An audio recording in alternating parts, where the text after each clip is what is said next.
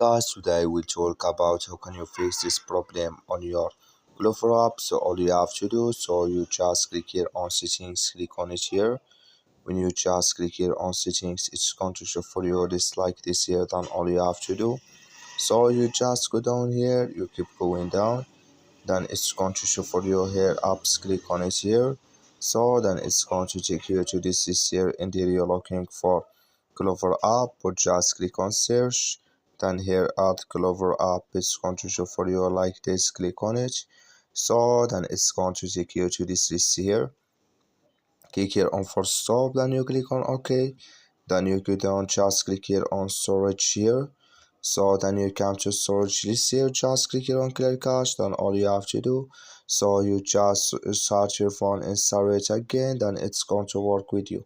That's all you have to do. Thank you for watching. Don't forget to support us by liking, subscribe.